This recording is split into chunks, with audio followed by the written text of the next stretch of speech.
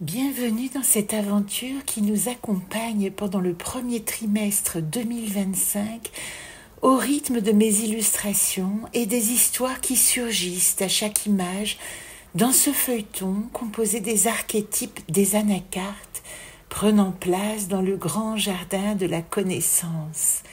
Dans ce second arbre de la ligne des résolutions, nous sommes accompagnés d'un passage cyclonique qui va remettre en perspective l'intuition du chemin à suivre, puisque Kanaa est notre fil conducteur.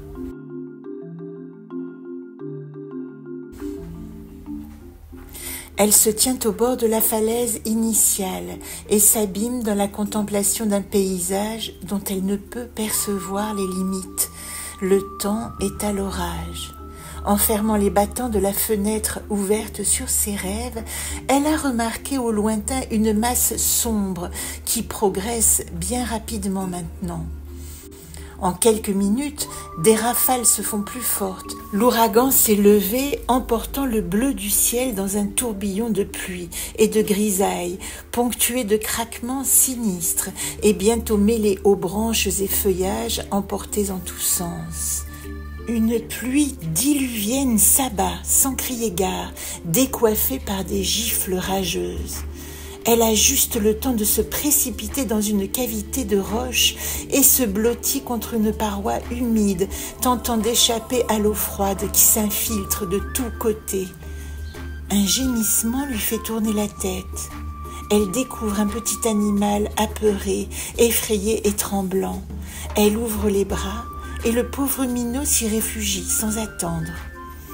Les minutes passent, les heures peut-être. Elle perd la notion du temps et reste cependant aux aguets, car elle entend tout autour les roches craquer et se fendre. Le monde paraît imploser sous ses pieds. Le petit animal a repris des forces. Il reste collé contre son flanc, déterminé à ne pas s'éloigner d'une patte de sa protectrice.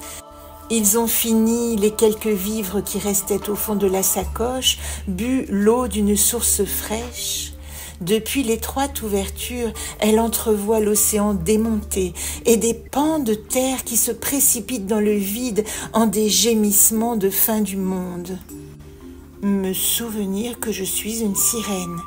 Elle répète en boucle ces 7 mots comme un mantra, alors que la masse rocheuse semble s'affaisser de plus en plus. Bientôt elle sombrera dans les profondeurs. Il sera trop tard pour... Je suis une sirène, je suis une sirène, j'ai dans mes cellules l'aventure aquatique, un élément ou un autre qu'importe, puisque j'appartiens à tous les mondes. Elle a fait le tour de ses visions, il est temps de se jeter à l'eau. Le paysage saturé de couleurs s'obscurcit encore, l'œil du cyclone ouvre une paupière au lointain, et si l'orage gronde, il ne l'effraie en rien. L'océan agité lui apparaît comme le prochain bain de jouvence. Elle se penche vers le petit animal qui lève vers elle son regard confiant. « Tu es prêt, mon ami ?» J'ai su nager à travers le ciel, je serai volé dans les flots. Et sur ces mots, le minot au creux de sa poitrine, elle s'élance. Un plongeon vertigineux, en douceur.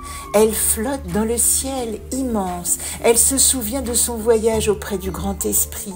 Et son corps ne tombe pas, non. Il plane au-dessus des flots agités. Il traverse l'espace dans un mouvement horizontal, lent et mesuré. Le petit compagnon s'est endormi dans ses bras, tant la traversée est souple et les berce. Plouf!